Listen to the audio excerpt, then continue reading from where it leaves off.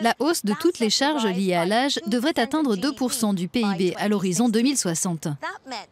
Guillaume Desjardins s'est rendu en Slovénie pour voir comment ce pays a réformé son système de santé et quel bilan en tirer.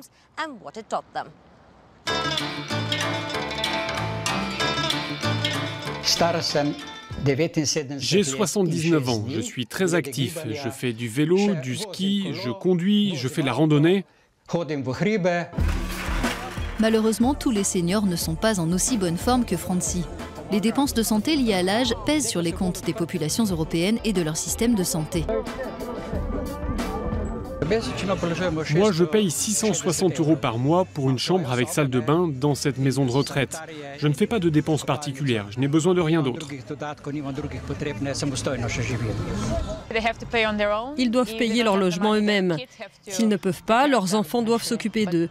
Dans le pire des cas, si personne n'a d'argent, alors oui, le gouvernement paie pour eux. D'après les prévisions, la population européenne augmentera de 3% dans les années à venir. Mais les seniors, eux, seront 60% plus nombreux d'ici 2060. Il va donc falloir les soigner, les occuper, les divertir. Et ça veut dire plus d'emplois. En Slovénie, comme dans d'autres pays européens, les cotisations sur les salaires financent l'assurance maladie obligatoire, ce qui la rend dépendante de la santé du marché du travail. Pour renforcer la viabilité des systèmes en question, on mise sur la prévention, un régime d'assurance de soins longue durée et l'intégration des soins. La Slovénie penche déjà sur la question de comment absorber les coûts liés à la pyramide des âges. Le vieillissement de la population pourrait coûter jusqu'à 1,4 point de PIB à l'Union européenne à l'horizon 2060 et jusqu'à 6,8 rien que pour la Slovénie. Pour supporter les effets du vieillissement, partager la charge entre les gouvernements et les citoyens semble inévitable. En Slovénie, le système de santé publique a été partiellement privatisé. De nouvelles maisons de retraite non subventionnées ont vu le jour. D'autres pays européens ont décidé, pour faire face, de reporter l'âge du départ à la retraite.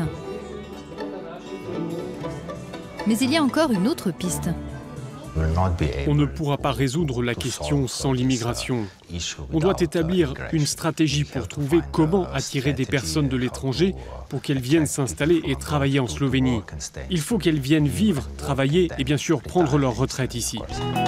Le vieillissement de la population est un défi pour les systèmes de santé et les sociétés. Une économie qui intègre mieux les attentes des seniors est encore à construire.